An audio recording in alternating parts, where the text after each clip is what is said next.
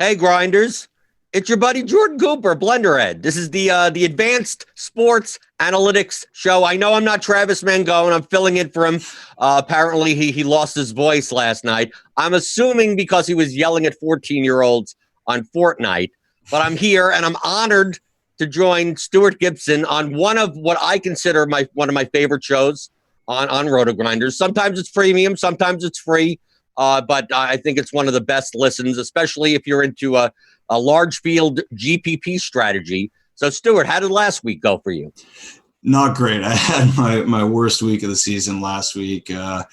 Just wasn't responding well to some of the late news. And I don't know, just got my mind stuck on playing Kamara and, came down at quarterback, went, bottom of the barrel at receiver aside from Michael Thomas, and it forced me to kind of miss out on Christian Kirk. And it's like, if you didn't have Christian Kirk in cash, you kind of had no chance. And if you didn't have him in tournaments, you probably also didn't have much of a chance. So I had a decent amount of Kirk in tournaments, but way too much Saints, which, hey, 9 points. I don't think anyone saw that coming.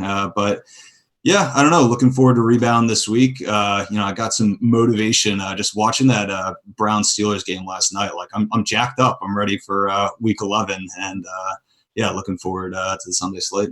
Don't worry, we record this over Zoom, so I'm not going to be able to go over there and hit you with a helmet. So don't worry if I don't agree with you. Okay, I feel safe here than behind the camera. So yeah. Last week for me was a weird week for me in cash. Typically, I'm the type of jam in all the running backs, and I usually get them right, and the wide receivers usually fail me. Last week was the complete opposite. I got in cash. I played Thomas, DJ Moore, and Christian Kirk. And then Saquon Barkley decided to run for 1 yard.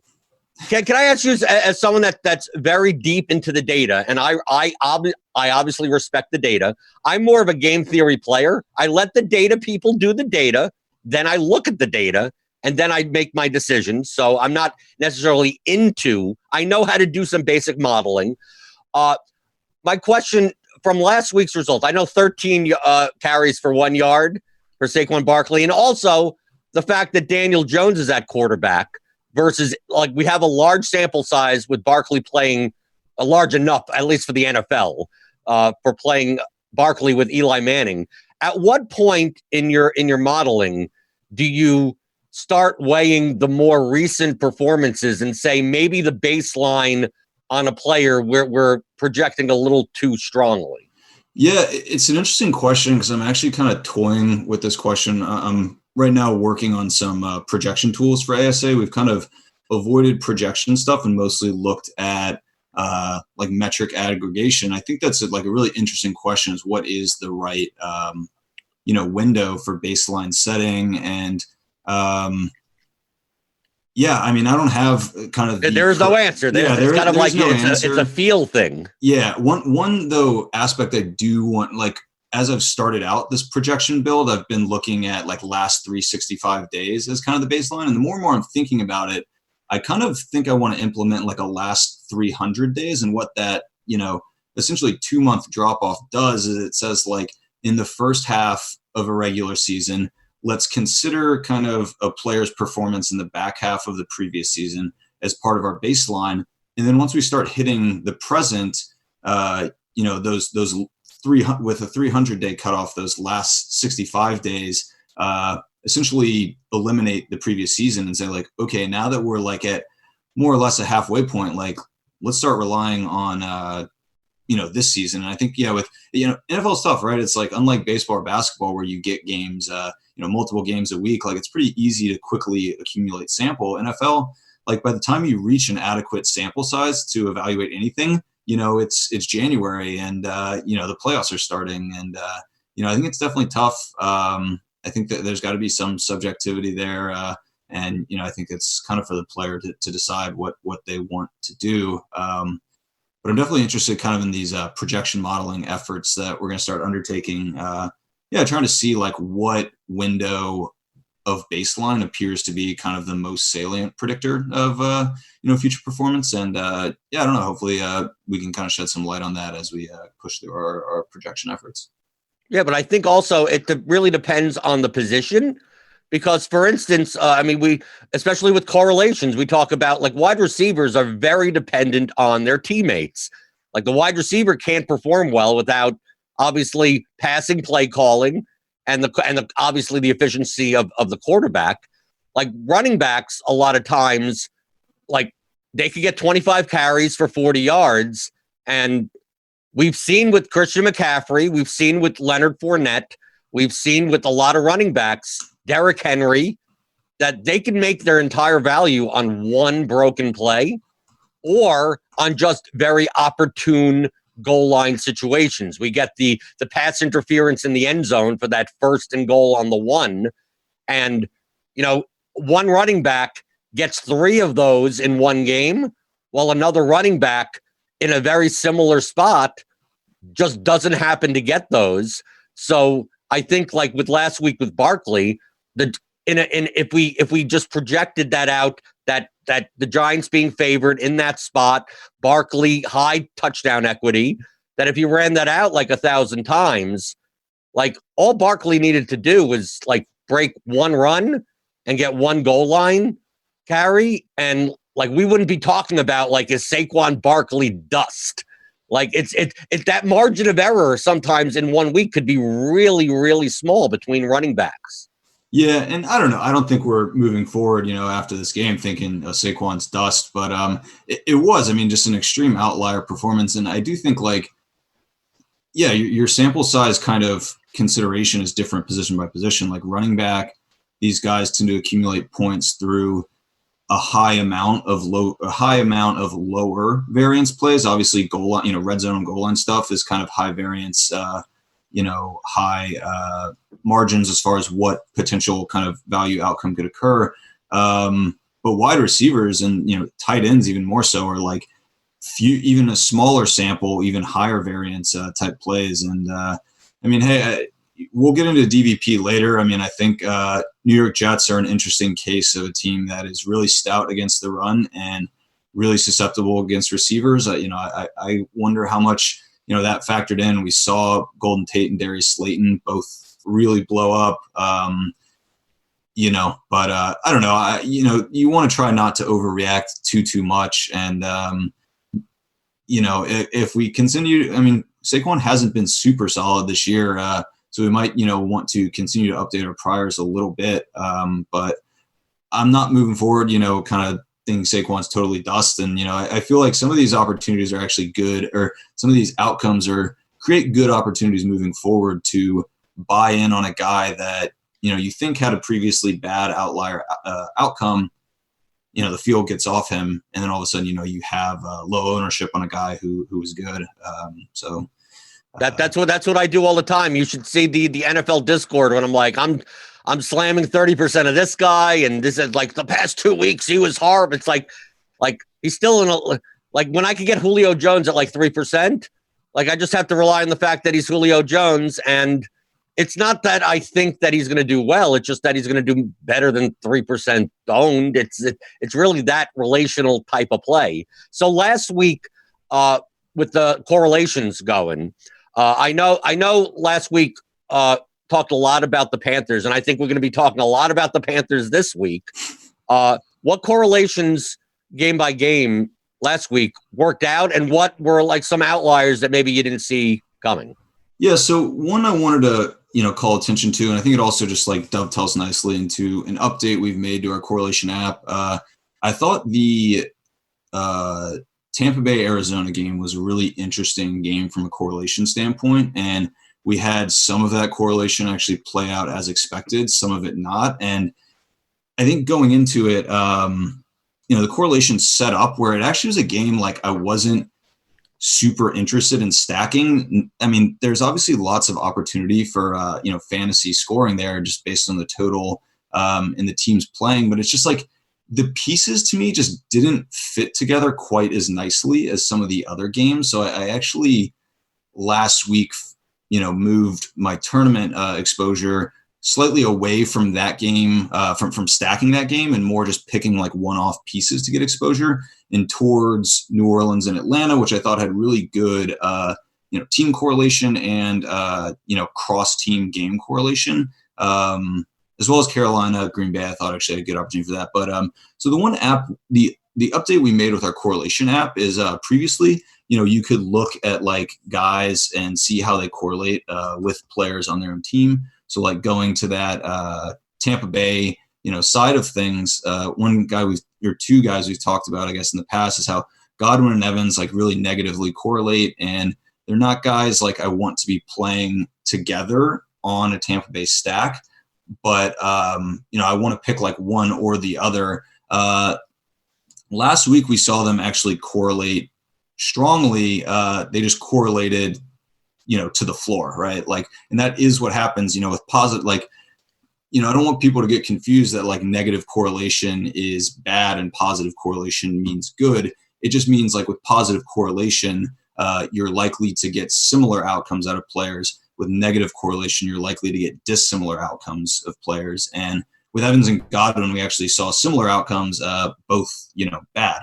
But I think the explanation, because I talk about it a lot of times in the Discord, is that I think in NFL, in all sports, people focus too much on the correlation of plays versus the correlation of full game outcomes, where like the point that you're making is not that Godwin and Evans are not correlated. Obviously, they're teammates in a passing game with Jameis Winston. It's just a matter of like when you're playing a 200,000 person GPP in DFS, it's like you need ceiling outcomes from virtually all your players.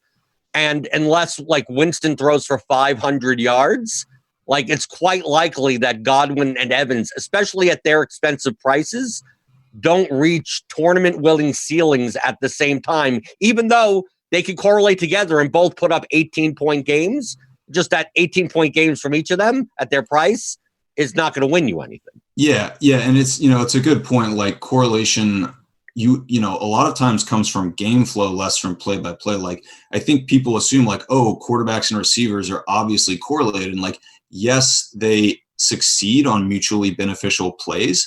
But there are cases of receivers who, the game script that favors that receiver actually doesn't favor his quarterback. And even though they, the receiver will, succeed on a correlated play with the quarterback in general, the game scripts that they can succeed in, like, don't really correlate. And Christian Kirk was a guy like I really circled as a just, a piece like I really, I think we knew coming to the week like he was underpriced. I really wanted to kind of see how he was correlating with other players. And, I think, people were inclined to really like stack this game up. And so anyway, sorry, the feature we've added is now we can view players' correlations with opponents and positional units of opponents. And, when you're looking to stack a game, I think the first place you naturally go is quarterback receiver stack on one side and then running it back with another receiver. And I just found myself like not being that interested in going with a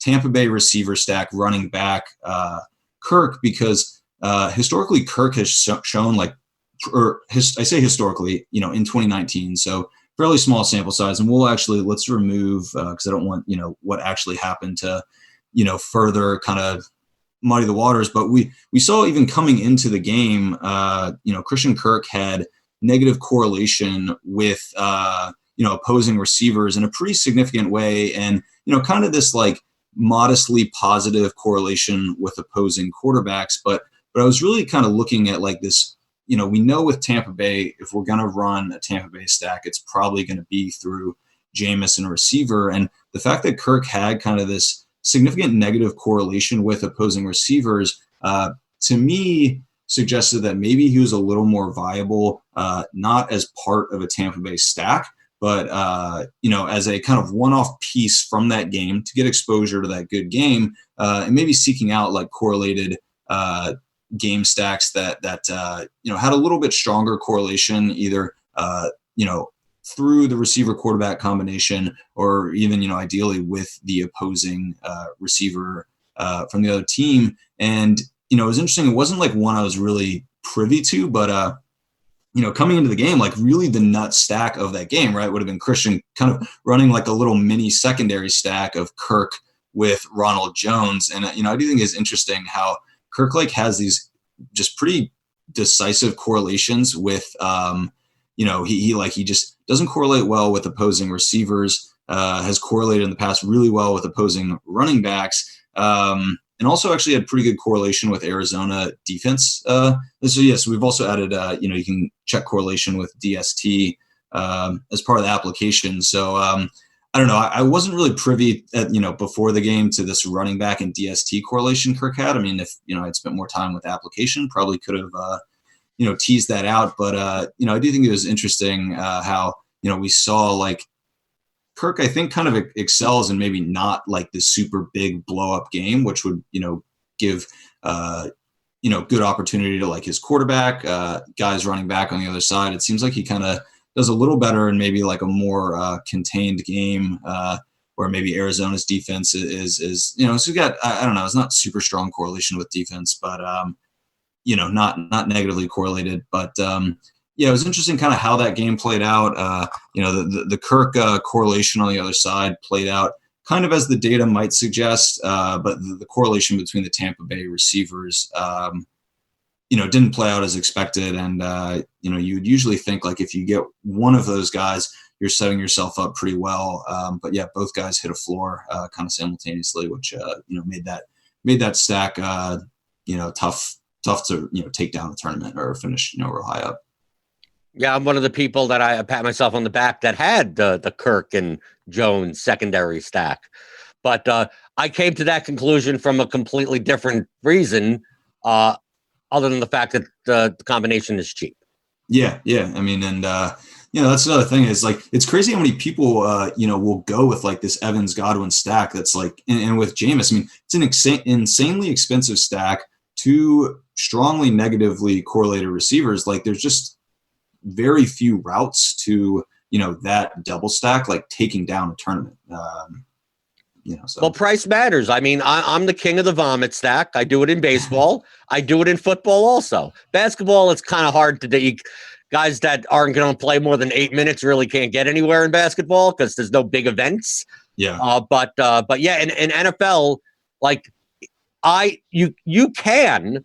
I mean, you could maybe explain it slightly that I don't mind taking what could be considered slightly negatively correlated players. Like if Godwin and Evans, for instance, were both 5K and not close to 8K, like I wouldn't necessarily mind because an 18-point game from a 5K player, like that's a winnable, that's a winnable score.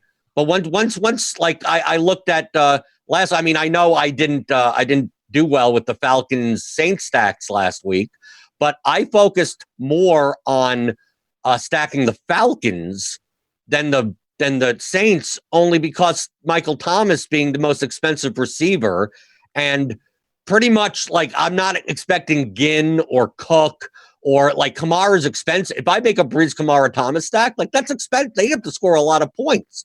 I focused more on the Ryan Ridley Hooper type of stuff, the Ryan Freeman Ridley, like those five, like I want to get that stack 15K, and then I could shove in like Kamara as the one run back or Thomas as the one, because the Saints have such condensed production that like I don't feel a need to stack. I'll just get the one guy that like Thomas scored 31 fantasy points and the Saints didn't even play well. Like he could have gone for 50 if they did. Yeah, no, I mean the kind of less purely correlated stacks are far more palatable when you have those cheap stacks, because you just don't need such an excessive ceiling to reach like that tournament winning level. And yeah, I mean I'm just prefacing that because I may be mentioning I on this show. I know I'm on the Blitz show tomorrow, and I'm going to start mentioning these 1% owned quarterbacks that people are going to laugh at me. And then don't realize that that's typically how I win. Yeah. And then the next like little app update we wanted to share, we showed the DVP app a little while ago, and at the time it was just looking at how teams or defenses rather kind of production allowance to opposing, opposing positions as kind of just like a raw total. And like I knew coming in, kind of that was a slightly noisy way of looking at it, just because different teams, play different skill levels of opponent on a given week, and certain teams shouldn't be penalized for playing a difficult opponent, and teams should be rewarded for successfully mitigating the production of a really strong opponent. So we've added this little opponent adjusted feature in here, which is the app is going to default to now. If you want to turn it off and just look at like raw, fantasy, like I'm looking at fantasy points allowed per rush attempt. If you just want to look raw, you can uncheck the box, and that's what you'll get. In kind of these initial modeling efforts we're doing, I found the opponent adjusted to be, a good bit more salient than like raw metrics. So, I'm kind of, if you are going to be using DVP metrics and as part of your strategy, I do think adjusting for opponent is worthwhile. And what you're just looking at now is just how many fantasy points per rush attempt in this example each defense is allowing above or below the long form average of their opponents. They played in a given game. So we know like Carolina is quite bad against the run. When just looking at a raw perspective, they rank as giving up the most fantasy points per rush attempt, but they're not that far ahead of Green Bay as the worst per touch or per rush attempt kind of defense. But when we were scaling for opponent, they really appear to be like even worse than kind of the raw numbers would suggest. I mean, they're over 100% worse kind of opponent adjusted fantasy point per rush attempt than kind of the next competitor, Cincinnati. And like on the flip side, Tampa Bay, we know even in the raw is extremely efficient, or I guess skilled in reducing opponent running backs scoring through the ground game. And I mean, they really just even show that more so when we're adjusting for opponent. Like one of the guys they faced twice this year and done a pretty good job of limiting, Christian McCaffrey. So when we are adjusting for opponents, we can really begin to see even better like how good and bad some of these defenses are at limiting per touch kind of efficiency stuff. We also have like market share stuff. I think the market share, target air yards market share by position is pretty interesting. If we are, looking at a team that we want to attack through the air, maybe understanding where they scheme their targets towards and away from. So you can pull in like multiple positions and just see like which teams are effectively reducing their opponent's receivers' market shares, or which teams are kind of yielding a boost in market share towards tight ends or running backs, et cetera. But yeah, so the opponent adjustment is kind of the new feature that we have with the DVP tool. And as we go game by game, I'll try to provide, some notes on the games where there's like a defense that's yielding a particularly high amount of volume or efficiency to a specific position, as we think about, which games we want to be attacking, in week 11 main slate. So let's take a look at it. Let's go game by game. Yeah, sounds good. Give the people what they want. Yeah. So I'm just going to go down by time based on the RotoGrinders starting lineups page, which starts with Dallas at Detroit in a dome. I'll just preface this a little. I may have more than 0.8% projected ownership of Jeff Driscoll in this game. Is that a good thing or a bad thing? He's 4,600. He's probably correlated with a lot of people on his team. Yeah, I mean he's super cheap. It's a good like high total game, and I'm surprised. I haven't my notes updated kind of over unders and spreads since last night, but I'm surprised that they're giving kind of Detroit only plus 3.5 is what I'm seeing now. So, I think Detroit's implied total isn't that bad. I don't really have many notes on kind of what the Dallas defense is. I think above average in kind of most categories, but not really like yielding exceptional, volume or efficiency. Like to any position, one note I think we've kind of touched on in the past with Detroit is the negative correlation between Marvin Jones and Galladay. there are a few instances where both those guys, really explode for sealing games. We actually saw, that reverse a little bit 2 weeks ago against, I forget who it was they're playing, but where both those guys, had big games. But so I don't know. I don't think you can't double stack Detroit, but it does seem like a game, and just given Driscoll's kind of, I just don't think he's like as conducive of a quarterback for like a big, double stack kind of showing for Detroit. I think my approach would be to pick one of those guys. And if you like both, kind of doing, mixes of single stacking each, what's Ty Johnson, I think, is potentially not going to play. And, JD McKissic is pretty effective pass catching running back. So I do think there, could be opportunities to go, QB running back, maybe QB running back receiver on the Detroit side. Yeah. And it turns out the lines are now a 7-point underdog now. Oh, okay. Because Ty Johnson. Because Stafford is out. Right. So the line has moved. So they have a 19.75 current implied team total. Okay. But for their price, like you mentioned, the stack that I'm exactly looking at doesn't mean I'm going to play, but I'm looking at it. It's only Friday of Driscoll, McKissic, and then one of Golladay and Jones. And I can keep that stack size under. And then the run back, especially since if I'm using the running back slot, I don't feel compelled to have to use Zeke. I could use Cooper or Gallup as the run back there. But what do you look at as far as the correlation side on the Cowboys? Like the problem I always find with them is that like I never feel that compelled to stack with Zeke in the running back slot for that expensive of a price.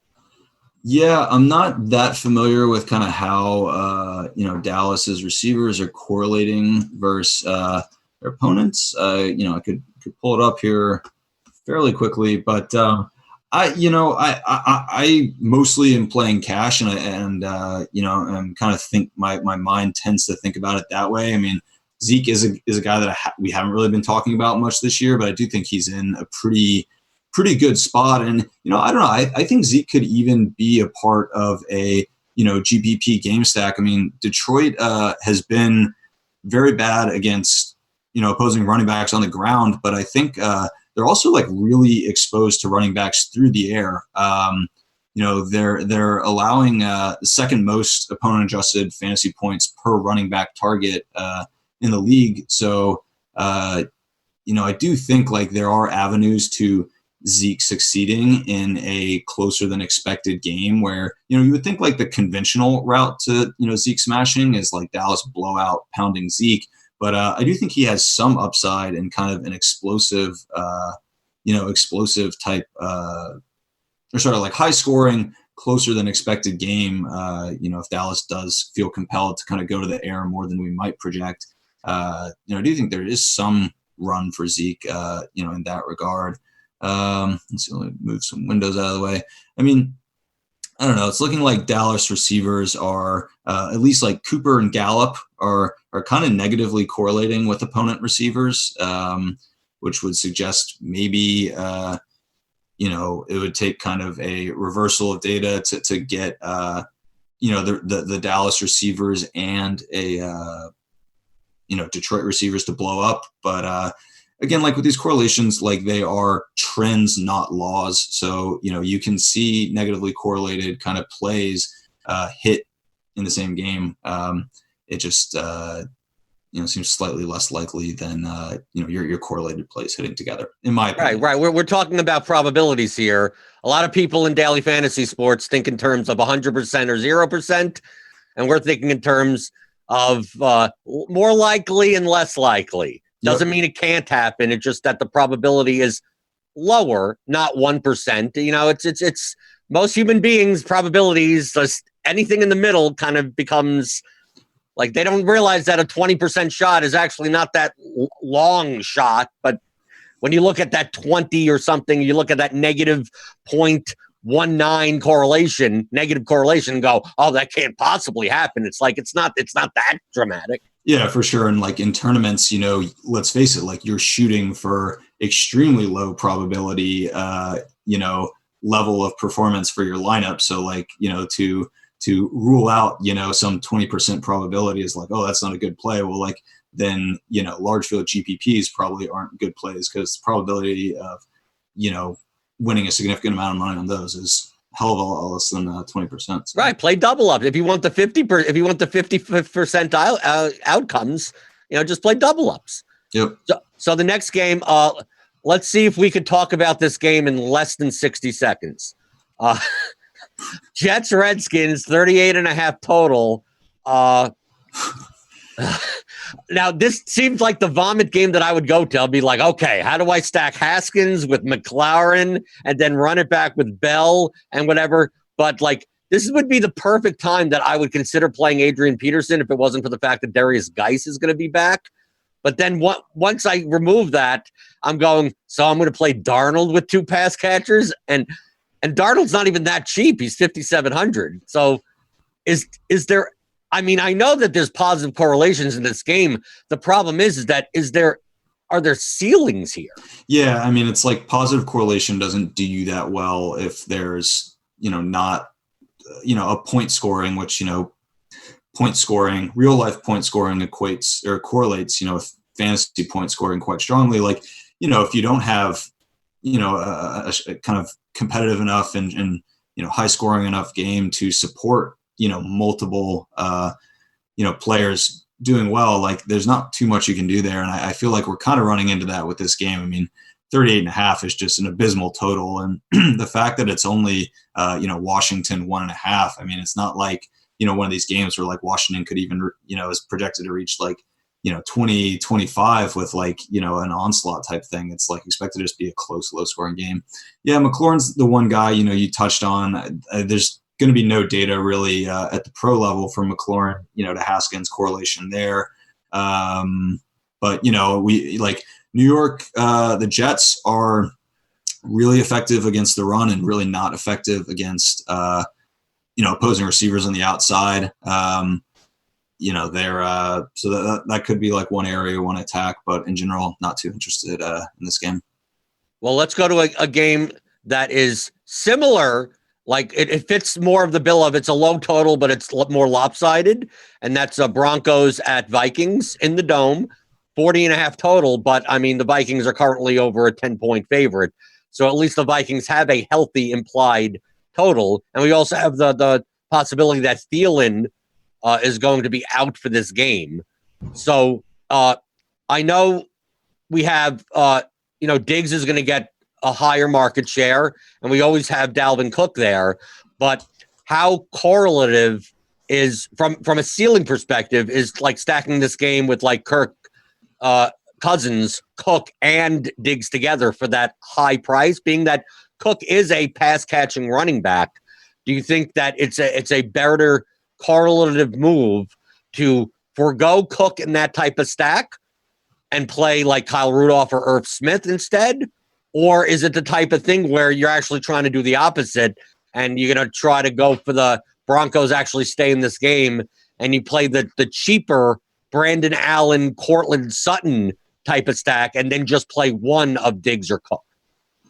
Yeah, I mean, you would think with Thielen being out, like there is obviously more opportunity for some of these other guys. And I was looking this morning at, when we have like these injury situations, like I'm usually trying to find who's negatively correlated with that injured player. And like in general, that player tends to perform better, when the injured player is low performing, which we could loosely equate to being out. And I was finding like Thielen kind of is, uncorrelated with some of the guys that like I was thinking we might want to play. Like my mind gravitates to, Diggs or like, I mean, Kyle Rudolph feels super thin, but like, hey, maybe he catches 2 touchdowns again. That's not something I want to bank on. But like, Thielen like seems to kind of operate independently, or maybe some of these players operate somewhat independently of Thielen, such that it's not like really tipping me any one way to be like, oh, with Thielen out, like, Olabisi Johnson's going to crush. Like Olabisi Johnson has essentially no correlation to Thielen either, such that, the absence of Thielen doesn't give me a ton of confidence in his performance, sans Thielen. And I mean, Denver's just a tough, nasty defense. Even at the running back position, like, Cook is a guy we might think to go to. And, but I don't know, Denver's like really tough against running back, especially in pass catching opportunities. Like, they're allowing the third fewest fantasy points per running back target in the league. And I think a lot of Cook's upside, especially at that price, would have to come through the passing game. And, given Denver being tough against running backs in the pass, a super high spread that would suggest that maybe Cook won't even get that much usage through the pass game if the game kind of carries out as expected. And like, also we've seen Minnesota, spell Cook a decent amount with Alex Madison, who's been actually quite effective. I do have some concern that if Minnesota goes up, puts up a lot of points, which is what you would need kind of for a big Cook or a big Diggs game, they might be inclined to like do a little more spelling of Cook with Madison. We know Diggs is upside, so I think he's worth taking, a few kind of one-off tournament dart throws, but as a correlated stack, just given kind of the matchup in total and just the price that, two of our kind of primary skill players that we would want to stack are at, it's not a game that's doing a ton for me, from kind of a team or game stack standpoint. So moving on to the next game, which I think is going to be the second most popular game on the slate in GPPs. We talked a little about the Buccaneers before, so we don't necessarily have to rehash that as much, but we have Winston, 6,500, Godwin, 7,300, Mike Evans, 7,400 on DraftKings, Drew Brees, 6,900, Kamara, 7,400, Michael Thomas is now up to 9,900. Do you think at these prices that a five-man double stack of this game is just too low probability, that you need to like blow out that team total? That 49.5 needs to become a 70+ in order for it to be worth it to stack, even though I'm pretty sure people will try to do it. Yeah, I mean, I agree. It's like a very expensive stacking options. Just doesn't correlate very well either. Like we've kind of talked about already, the Tampa Bay side, like there's just no sense, I think, in playing Godwin and Evans. And then kind of you got on the New Orleans side, like Thomas is in a smash spot. I think, I don't know, I could see at the price people being bullish on Kamara. Like I'm not, just the Latavius thing, even though I was bullish on Kamara last week, just given the matchup, but Tampa Bay, I mean, just destroys running backs, both on the run, but also through the air. They're allowing the fourth fewest DraftKings points per running back target, which is how, like, I think Kamara's avenue to hitting a real ceiling game is just being super effective through the air. And, I think Tampa Bay is like really, good at mitigating that as well as, stopping Kamara on the ground. So yeah, I think to me, and especially given the popularity, it's not really like a game I want to stack up, but more a game I think I would want to try to incorporate solo pieces from in cheaper stacks or in, more correlated stacks. Because like last week, I think one of the really compelling parts of that Tampa Bay Arizona game was there weren't like a ton of super high total games. I'm not sure how the number of games stack up this week to last, but last week was kind of a small slate and not like a great slate in terms of, total games. And I think like this week we actually have a few really compelling or equally compelling games from kind of a total standpoint where the guys are cheaper, the pieces are better correlated, and the ownership might be a little lower than kind of what we would like to see, to try to stack this Tampa Bay New Orleans game. The positives like Brees, Thomas, Kamara correlate well. In general, I'm not really convinced like this Tampa Bay matchup to me like doesn't seem like a team that's going to allow great correlation between kind of running backs and receivers. So yeah, I wouldn't be trying to really load up like line up like five guys from this game. Maybe maybe like a secondary stack where you're picking like a skill player from each side. I don't know if these quarterbacks I really want too much of naked. I mean, certainly not Drew Brees. I don't really want any of these quarterbacks naked. I might try to find like a kind of secondary skill player stack, maybe putting, like Thomas across from Godwin, Thomas across from Evans. I think in general, like Tampa Bay, at least in 2019, we've seen Evans correlate really well with Jameis, and we've seen Godwin kind of blow up in games where Jameis isn't doing so great. So, maybe Godwin I might prefer as like a secondary, piece to a primary stack in a different game. Because like if you're going with Evans as that kind of one-off piece, there is some risk where like if Evans blows up, all the people that have Jameis too might be leapfrogging you. If the quarterback that you're stacking around isn't like also, hitting a great spot or kind of exceeding Jameis. So it's kind of my thinking there. So you talked about naked quarterbacks. Let's go to the game that features two that you could potentially play naked, and one that is obviously the best quarterback on the slate. But we talk about correlations and stacking. I think we have one side where I think there are heavy correlations in this game. The problem is I don't think you could like double. The problem is it's like a 1-1. It's always the problem. Ravens, Texans, 51.5 total. Ravens 28 implied team total. Lamar Jackson 7,700. Watson 6,800.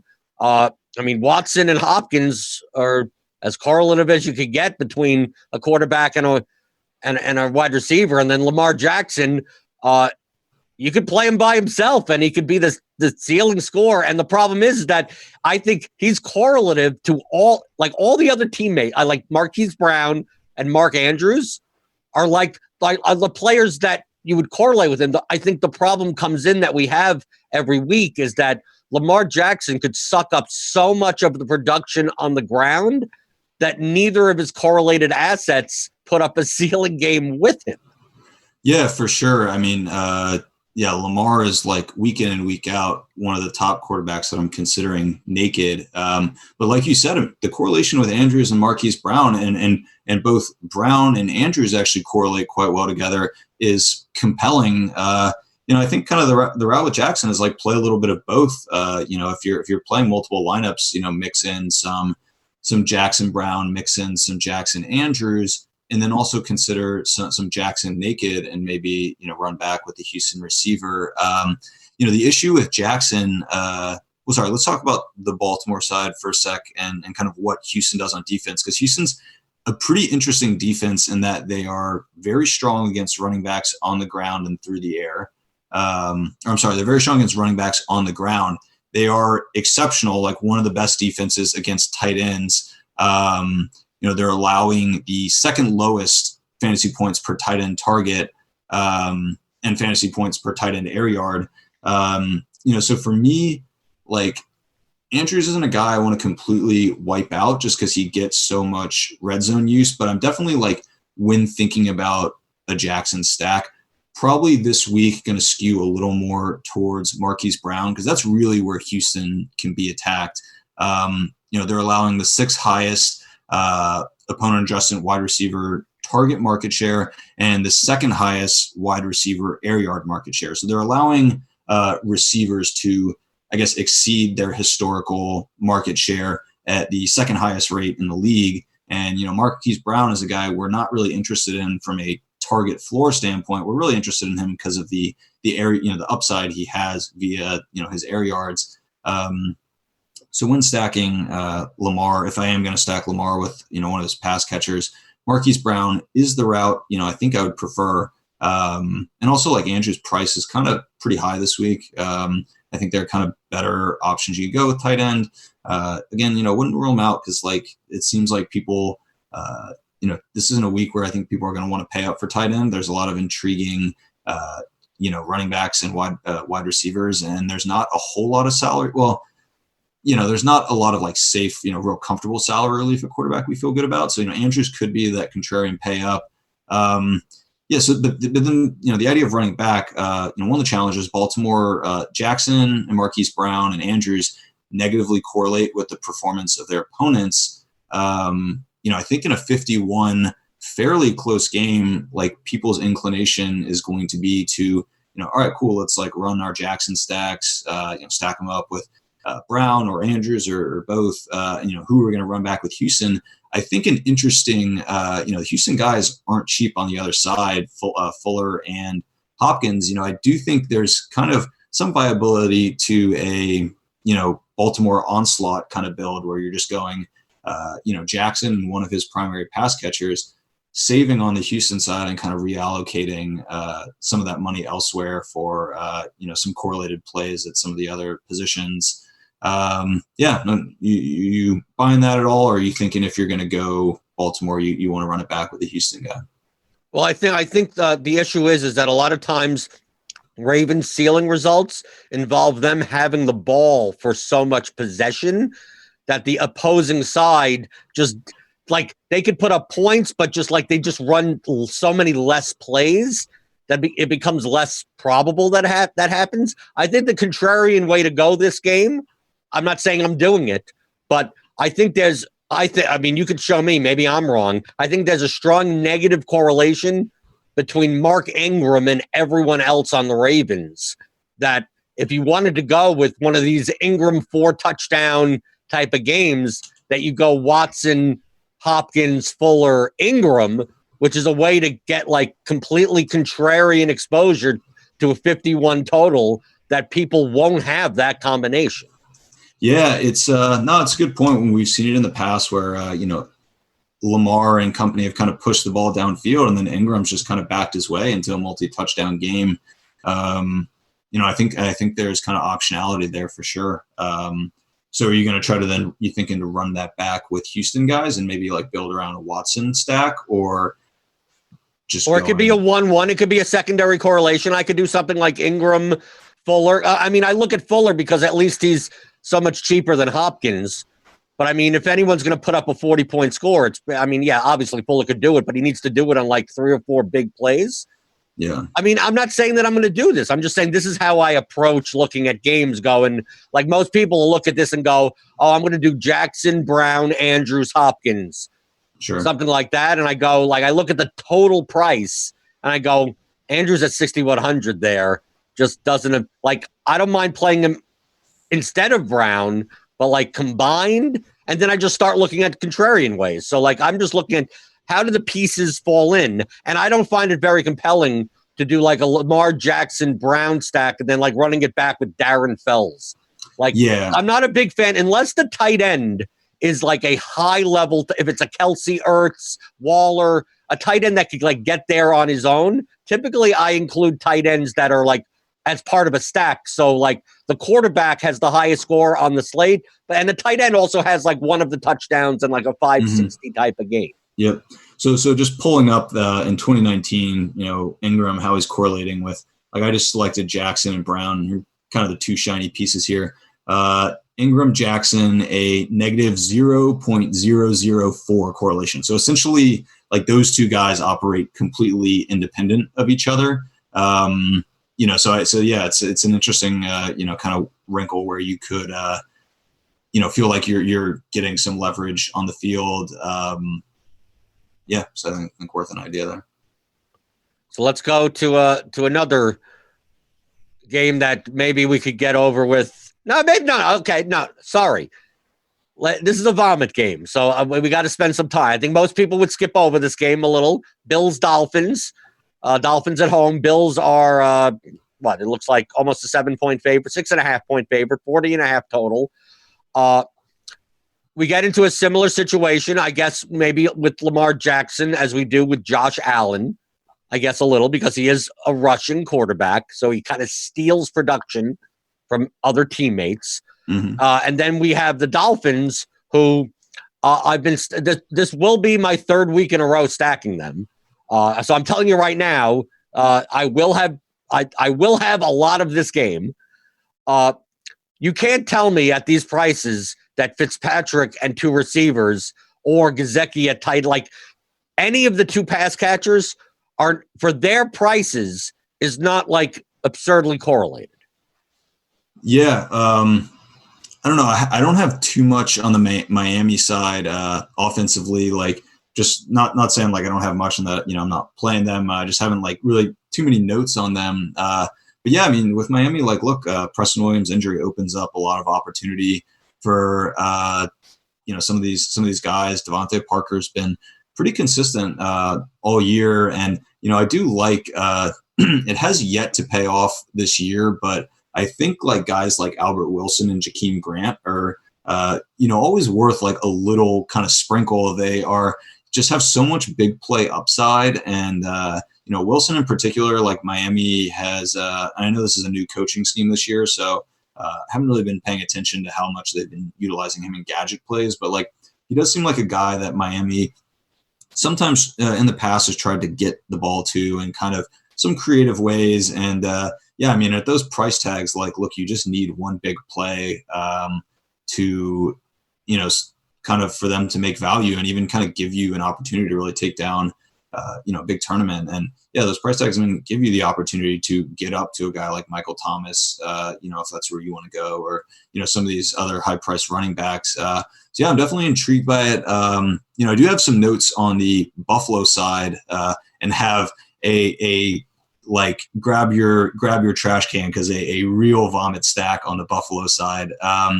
But Miami. Come on, I'm waiting. I see you lighting up and you're talking about vomit. I'm ready to take notes myself. Let's go. Come on. I'm gonna close with the vomit, but I will say Miami is allowing the highest opponent adjusted ADOT in the league, and we know Josh Allen's a guy that likes to push. I know who you're gonna talk about. I know it. All right, I'm going to get there. Miami's been very effective at. I can't wait. Come on. It's Dawson Knox. Dawson Knox is a guy that has received red zone targets in back-to-back games. Miami is effective at funneling the ball away from running backs and wide receivers in the passing game, really yielding a higher, an elevated market share to tight ends. Dawson Knox, man, Josh Allen, Dawson Knox. Probably will lose you a lot of money, but I'm intrigued. The market share kind of split that Miami allows suggests that maybe tight end's a spot we can attack them. Dawson Knox has been receiving some red zone looks as of late, so I'm a little interested in a Dawson Knox Josh Allen stack. Was that what you were expecting or no? Kind of what I was expecting. A little. What do you think of this vomit double stack? Allen, Brown, Knox, Balaj, Parker. Let's do it. Come on, Millie. Look, Allen to Brown is always in play. Like, the guys are a match made in heaven. Like, Brown wants to get downfield. Allen wants to push the ball downfield or throw it to the other team. Yeah, I mean, look, I'm with you. I think, trying to get on this Buffalo side here could be interesting to me. Yeah, and like, Brian Flores has shown so far that like when behind, he's totally okay with just airing it out. Fitzpatrick's fearless with the ball, and the Miami side is like so cheap. Yeah, I'm not thinking you're crazy at all. And now this game is so cheap. I'm taking more of it now. This is making me, because you can take both, because the whole thing is like Allen is prone to turnovers. Fitzpatrick is prone to turnovers. Like, this game could turn into like everyone gets a short field like every possession. And it's like the game could just automatically, all of a sudden we go, why is this game 42-35 with two quarterbacks that have fumbled 3 times and thrown 2 interceptions? Yeah, I mean, like, no punts, just like turnovers or touchdowns. But it could also be the opposite. Understand, this is the type of game where Frank Gore has 26 carries and Balaj has 22 carries, and they both have like 50 yards each, and the clock runs out. Yeah, for sure. But yeah, I mean, worth some creative and interesting dart throws. By the way, is Jakeem Grant still returning punts for Miami? I believe so. I've always kind of, that would be an interesting way to go, as like a Jakeem Grant double dip, Miami DST. They are priced up a little bit though. And then like, some Buffalo, like, I don't know, Knox Allen Brown, something like that. Anyways. Okay. I told you we'd get along this show. This is great. All right. We've killed though this, I think. Yeah. Let's go to a game that everyone wants to talk about. Okay. Let's go to a game that we wanted to talk about, even though it's vomit. I think going to be the most popular game on the entire slate, both in cash and in GPP. So obviously I lean towards being under on GPP. Falcons, Panthers, 49.5 total. Carolina favored by 4. I know you talked about the Panthers last week. That very correlative. Allen, Moore, Samuel, McCaffrey. Love it. Even throwing Olsen. Other than McCaffrey, the prices are cheap. Very reasonable, yeah.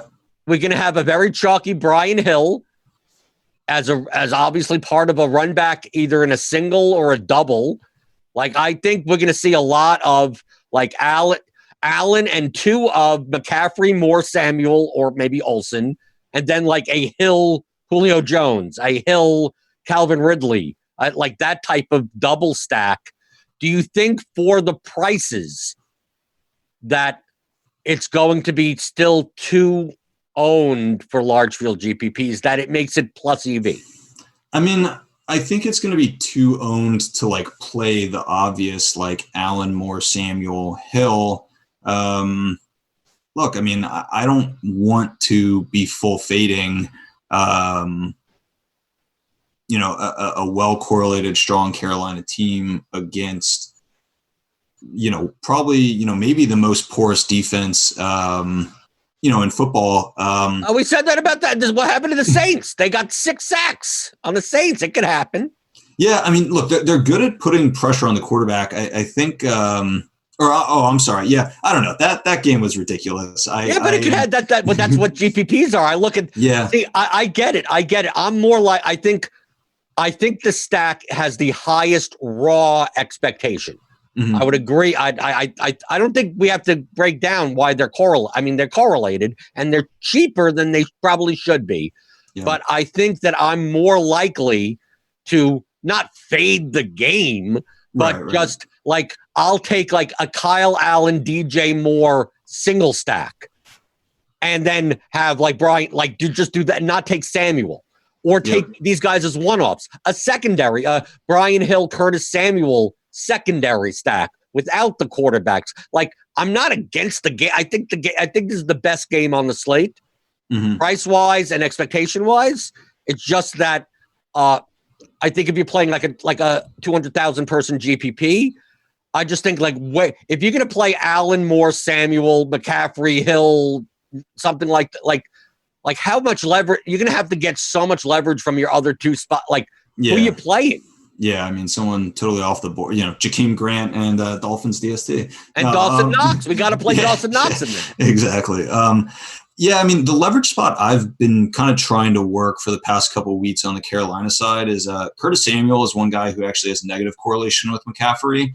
Some thought that maybe, Samuel has yet to really reach that game that, we're just really, happy we played Curtis Samuel on. But I'm going to kind of keep going back there. And, I do expect McCaffrey to be pretty popular. Brandon's talked at length his kind of disinterest in playing McCaffrey in tournaments. And I kind of see where he's getting at, at 10-5, you need him to hit 50 for him to kind of give you a realistic chance at winning, GPP, which he can do. But, if he's going to be 20-30% owned, I am probably more inclined to short him. And, if he gets 35-40 points, that's great, in cash, but in tournaments, you're really having to come on strong with some other guys. So Curtis Samuel is a guy I'm kind of interested in using as a leverage piece against McCaffrey. Brian Hill, will be chalk or probably should be chalk. I don't know. I'm inclined to think he's good chalk. I mean, Carolina is atrocious against the run. As we showed earlier in the show, they're allowing the most opponent-adjusted fantasy points per rush attempt by literally 150% of the next closest competitor. And if with no Devonta Freeman, I do kind of like the spot Brian Hill's in and the price he's at, would be an interesting, I think, stacking, don't have much of an opinion on him, and there's kind of limited data on him from a correlation standpoint. But I love him also just as a one-off plug-in piece as part of kind of a primary stack that's on another game. But I'm with you. The ownership is going to be pretty massive here. And I think I might try to gravitate more towards Houston, Baltimore, or Cincinnati, Oakland as kind of alternative games that I kind of want to stack around, just because the ownership is going to be so high. But I do a good amount of cash, mostly like cash play on Sundays, so I will be getting a ton of this game in cash. I mean, I think,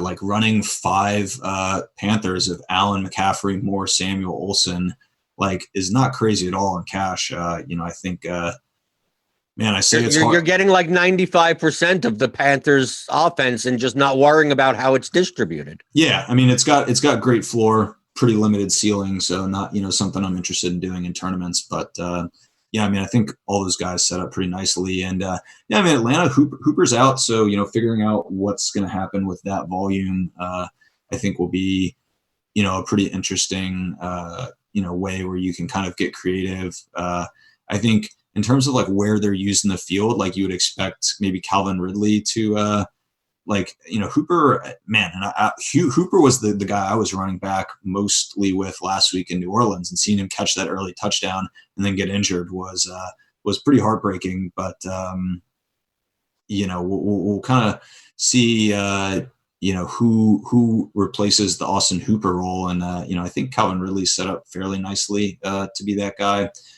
Would have to dig in more to kind of the historic data though to really solidify an opinion on that one. Okay, next game, a game that I'm interested in that it seems like no one else is, which is perfect. That's what I like. Jacksonville, Indianapolis, in the Dome. The Colts. I say that because Derek Hardy loves Dome games, so I just always have to point that out. It's a Dome game. That means the blitz is going to like multiply everyone's fantasy points by 74 or something.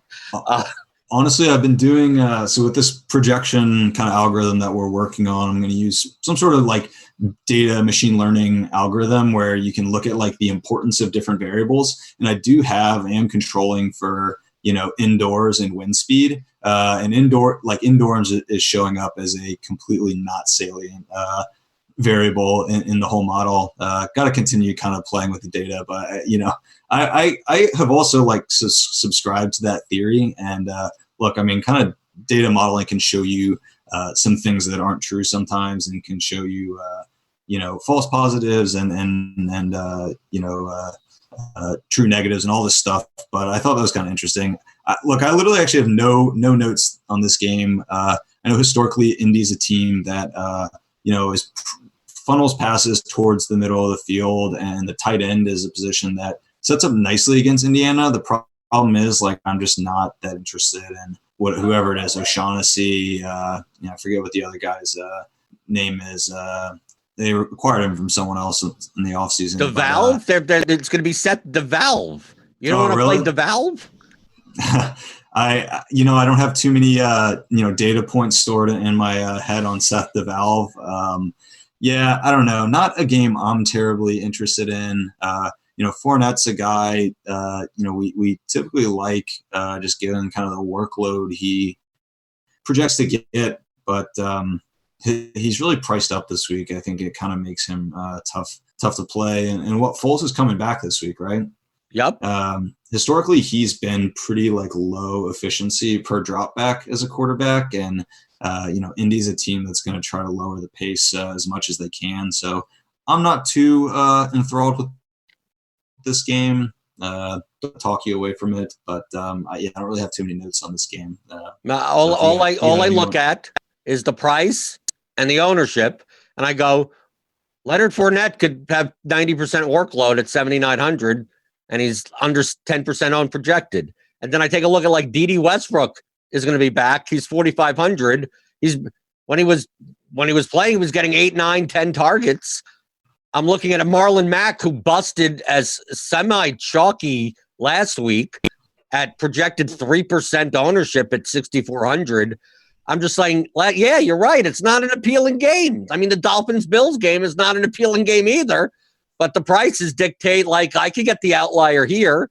And, like, what makes it that a Nick Foles, Chark, Westbrook with a Marlon Mack run back, like, I'm not saying to jam into 50% of my lineups, But and who says a Brissett in a type of I mean, I'm more inclined to stack Foles on one side.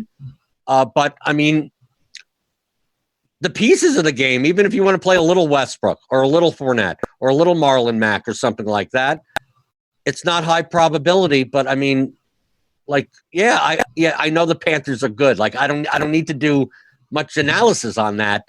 So here it's more of a game theory play, not that, like, if you looked at your model and the raw stats and the DVP and everything, it would show that the most likely outcome in this game is low for ceiling.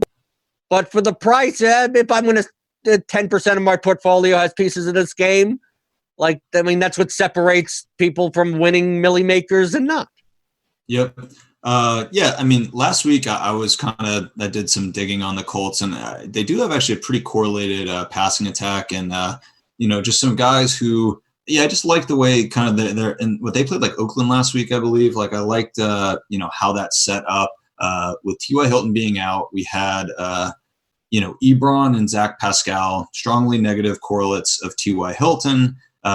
You had reason to think that they would, had some upside in his absence, both correlating, I believe, well with each other and both positively correlating with Brissett. Obviously didn't work. I mean, what was that game, like 15-12 or something? But I mean, I in the past have liked the correlation on the ND side. I don't know. I'm not convinced that this is the spot to deploy it, but I'm kind of thinking like most probable outcome. And, I do agree, if you're chasing kind of an edge case, not chasing, but if you are, building some lineups with an edge, outlier outcome in mind, there is some stuff to like in this game, I guess. Okay. Moving on to the next game. We got 3 left. I'm going to call this next game, the correlative nightmare game. It's Patriots at Eagles, 45 total. Patriots favored by 3.5. I view both teams as their offense goes to 8 million people. So, like, I don't know where the ceilings correlate to anything. Maybe you could give me some insight on this. But, like, with 3 active running backs for the Patriots, Howard and Sanders for the Eagles, and a whole mess of tight end Aguilar and Ertz and Goddard, and then you have Edelman, Sanu, Dorsett, and like how do you ever predict how would you stack this game in any other than just throwing darts? Yeah, I mean, it's pretty hard to. New England's defense is so good, and I think it makes it pretty. And just given how like hodgepodgey, Philadelphia's offense right now, I think it's pretty hard to, organize like a well-constructed Philadelphia stack that you feel good about. I think like maybe you could take just like a one-off play like Julian Edelman, Philadelphia. I think, their kind of defensive tendencies are well documented, super strong against the run. You couple that with, like you said, the fact that New England has 3 different running backs that could feasibly, find pay dirt, and all of them have, 0 floors. It's not a game I'm too interested in stacking. I think you could take kind of like a dart throw with some of those cheap New England receivers. It's like a one-off type play against Philadelphia, but not a game I'm too interested in. Certainly from the Philadelphia side, and the New England, it's tough.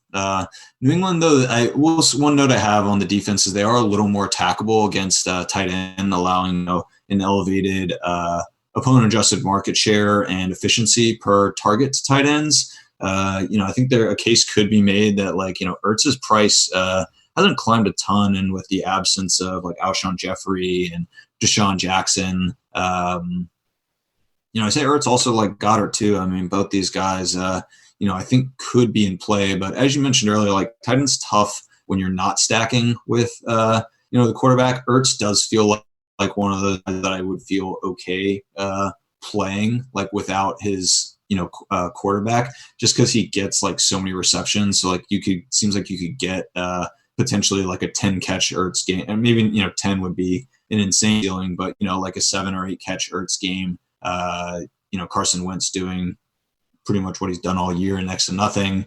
That might be like one way I'd be thinking about attacking this game. Probably just trying to pull the like individual pieces as part of a, alternative stack. Next game on the slate. I know we talked a little bit about the Cardinals earlier today. Cardinals, 49ers. 49ers at home, 44.5 total. San Francisco favored by 10.5 currently. With Sanders out, we're going to see a very chalky Deebo Samuel at 4K. We also have Kittle out, and maybe people are going to look at Ross Dwelly. Like, Arizona is notoriously, fast-paced and could obviously give up turnovers, maybe inflate the play total for the opponent's team, the opponent that they're facing. Yet I still don't feel compelled that I think a Garoppolo, Samuel, Dwelly type of stack with like Christian Kirk on the other side has enough ceiling. Or like if you throw in Tevin Coleman into that mix, and there with if Breida's out, like I just don't see I think the 49ers defense is good. Yep. That I don't necessarily am looking to go like Murray, Kirk, Fitzgerald or something like that. The running backs, who knows what's going to happen with David Johnson and Kenyon Drake and everyone. I just see that the 49ers offense, the way that they want to play, meaning running the ball, kind of automatically negates what the Cardinals do as far as like inflating the play total. That maybe you're different, but I'm not all that compelled about stacking this game. I mean, I may like some pieces, but not 5 guys. Yeah, it does feel like a pieces, not the game kind of opportunity. Like San Francisco's defense is really good. I mean, they're New England light. They're behind New England, allowing the lowest fantasy points per pass attempt to opposing QBs, the second highest opponent adjusted sack rate on opposing QBs. So Kyler is a guy I just not really too interested in, although he did, I think, exceed kind of expectations in his first showing against San Francisco. At San Francisco, like I'm just not really that compelled by an Arizona stack. We talked about at the top of the show. I mean, Kirk is one of these guys who negatively correlates with the opposing passing attack, positively correlates with opposing running backs. We have Tevin Coleman, who has had explosive games with the San Francisco team in the past. Minus Matt Breida, like I do think Kirk and it's interesting. Like we saw kind of with Will Fuller, earlier in the season. Like we'll see kind of like this slate breaking performance receiver. His price will go up. Get a slightly worse matchup, and then nobody wants anything to do with him.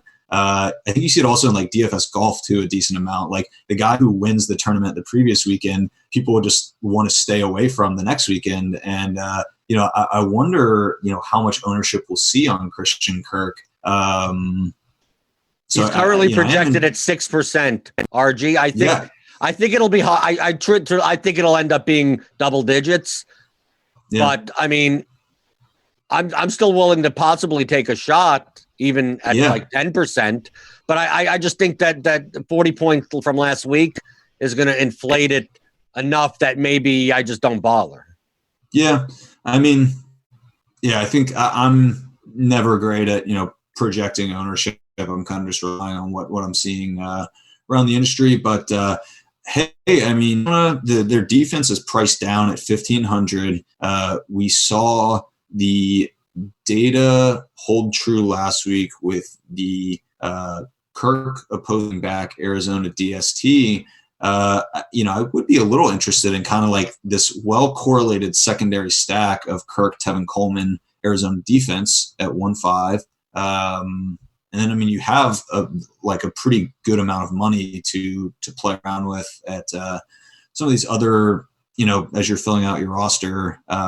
So that's kind of how I'm approaching this game. I think it does feel difficult to try to just be like, oh, no George Kittle, no Emmanuel Sanders. Like, let's go nuts with, Garoppolo and, his cheap pieces. Deebo Samuel, I think will be pretty chalky. I think he will be good chalk in cash. His snap percentage and target market share and air yards market share have been steadily on the rise for the past 3 or 4 weeks now. He's looked the part. I watched some of that Monday night game, and he just looked real strong.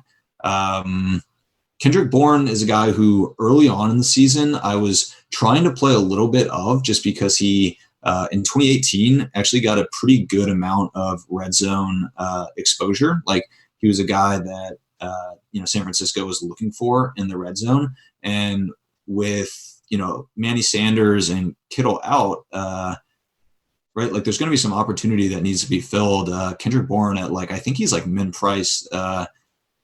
Could be interesting to me. And, we saw him catch a touchdown last week, and, could be a guy I'm interested in going back to just as a one-off piece. Or maybe, you trying to stack up with Kirk and just saying, hey, the data would suggest that correlation's not there, but at 3,000 or whatever, I don't need some excessive game from Kendrick Bourne. I need him to, 4 catches, 50 yards, and touchdown. That could be a piece to a tournament winning lineup. Okay, the last game on the slate, also known as my favorite game on the slate, Bengals Raiders, 48.5 total. Oakland at home, favored by 11.5. Okay, Stewart. Ryan Finley, Tyler Boyd, Auden Tate run it back with Jacobs and Darren Waller. What should I do with my $1 million? Tell me. I'm already selecting what I should be doing. With Ryan Finley's season. With Tyler Boyd, I played. He gets the most amount of targets that does nothing. I'm just going to press the regression button against this Raiders secondary, and hope for the best. In comparison to it's not like this game is unowned. Jacobs is going to be chalky. Waller is always, because the tight end position kind of sucks. Carr is going to be owned. Boyd is even going to get a little ownership.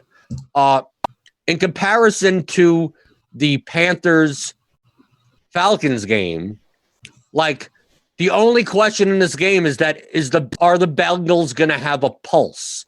But if the Bengals have a pulse, I can't see at the prices that they're at that it doesn't go through. Finley, Mixon, Boyd, Tate. I look at the Bills-Dolphins game. I could see turning into a game that you look on Red Zone and go, I can't believe it's over that early.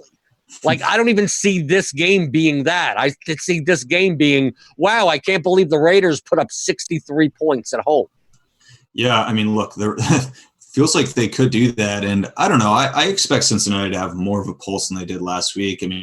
I don't know. Early in the season, there was talk this isn't, the usual Baltimore defense. And it's not as good as past Baltimore defenses, but the data suggests that Baltimore's still, a defense that's going to pretty effectively limit opponents, and certainly going to effectively limit, this listless Bengals team. And Oakland, they're a bit, porous on defense. They're actually allowing the most opponent-adjusted DraftKings points per pass attempt to opposing quarterbacks. And, Finley's price, that's something I'm interested in, and feel there is some upside there. And then even with Derek Carr, running a, stack built around the Oakland side, Cincinnati's allowing the most fantasy points per passing air yard for quarterbacks. So I think there's, opportunities to some big passing performances really from either side. Running backs, Josh Jacobs against Cincinnati, total smash spot. Cincinnati allowing the second most opponent-adjusted DraftKings points per rush attempt, behind only Carolina. And I don't know, Jacobs isn't a guy you are counting on to get some run as a pass catcher, but Cincinnati is allowing an elevated market share, fourth highest kind of opponent adjusted running back market share. So, you do feel if you could get, 2 catches out of Jacobs, you'd be pretty happy with that, given the, workload we're expecting from him in the run game. Man, there's a lot to be, I think, excited about. I'm not really interested in attacking Oakland's run defense. They're pretty stingy against running backs on the ground and through the air. Oakland, they're allowing the highest opponent adjusted wide receiver air yards, so getting some of those Cincinnati pass catchers like makes a ton of sense. I'd also throw in there on top of Tate, who's been actually a pretty good air yards guy for Cincinnati, maybe their best. Boyd and Alex Erickson, who feels like he has a limited ceiling, but also he does get kind of these decent amount of just low ADOT targets. But yeah, Auden Tate has been kind of their big air yards hog. I'm at the price. I'm really interested in incorporating him into some tournament builds. And then Darren Waller, you touched on. I don't know. There's kind of a dearth of quality tight ends this week with no Kelsey, no Kittle. So I guess, Waller probably will be pretty popular. I do wonder, do you think people will be scared away by his ineffectiveness the past few weeks? He's coming in at the highest projected ownership at 24%, so I don't think so. Okay. Well, even if chalk, I like him nonetheless. Cincinnati's allowing the second highest opponent adjusted tight end catch rate. And I think in the past, that's kind of been what's dragged Waller down. It's he's gotten, pretty good volume and just hasn't been converting, hasn't been catching at a super high rate in his bad games. If we can project him to, catch more than usual, his balls, I think Waller sets up great. So I'm kind of with you. This is the game I'm most interested in stacking from an ownership and price standpoint. I think Carolina, the Atlanta games, Carolina, Atlanta, New Orleans, Tampa Bay, Baltimore, Houston, obviously from a raw standpoint, these are kind of superior games, but I think, that Carolina, just going to be so much ownership on it. And even though the prices are good, this game really intrigues me a lot. So I like some of those guys. Just make sure, Stewart, if you stack this, okay, this is the winning lineup. Everyone, here's the Millie Maker winning lineup. It's going to be the Bengals stack, Fidley, Boyd, Tate, with a Josh Jacobs run back. I can't put Waller there, though, because there's a very, very good reason why I can't, because I need to save that spot for Dawson Knox. You put Dawson Knox with a secondary correlation with Devontae Parker on the other side, and then you have the money now to play Thomas and McCaffrey, and then the Cardinals defense, the cheap defense. What color Lamborghini should I get? Tie-dye one. So you're ruling out though the double tight end Waller Dawson Knox.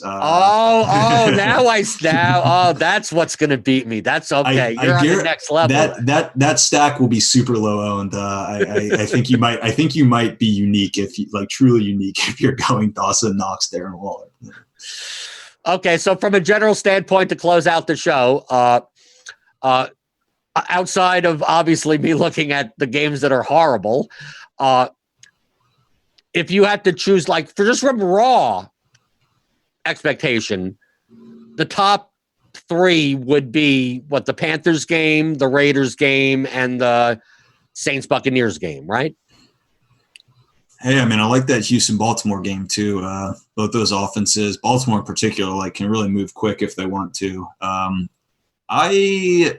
I don't know. I'm a little nonplussed, honestly, on that New Orleans-Tampa Bay game. It's going to be popular. Yeah, so I could see myself being underweight on that game. Yeah, I'm gonna go Houston-Baltimore, Atlanta-Carolina, and I like that Cincinnati-Oakland game a decent amount. So the new tools that you have on Advanced Sports Analytics, where can people find that and get in touch with you? Yeah, that's advancedsportsanalytics.com. Right now, all our stuff is, for subscribers only. We typically, when we roll out a new tool, make that public for a week or two. I'm hoping by the time we have a show next week to have a pretty cool, projection tool where people can, use our own projections, but I think also incorporate maybe some stands that they want to make into those projections. I'm hoping to have that ready for next week. which will be free, for the first weekend, maybe like over Thanksgiving or something like that. Haven't really thought it out, but check us out at advancedsportsanalytics.com. All the tools you're seeing in this show and previous shows, can be used there. And if you guys have questions on how to use them or et cetera, like email, Twitter, those are good places to reach us.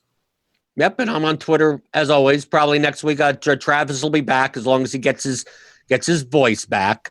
But you can always find me in the RotoGrinders Discord. I'm in all the sports channels. Feel free to @Blender HD and mention me if you have any questions, any vomit stacks or anything GPP strategy. So for week 11 and Stewart Gibson and Advanced Sports Analytics, I'm Jordan Cooper on RotoGrinders.com.